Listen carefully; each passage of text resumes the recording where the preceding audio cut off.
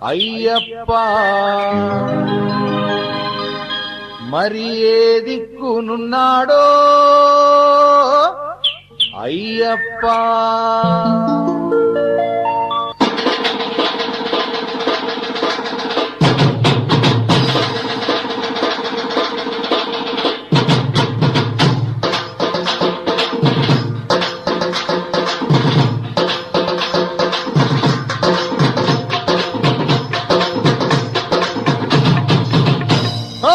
చుక్కల్లాంటి చుక్కల్లో లక్షలాది చుక్కల్లో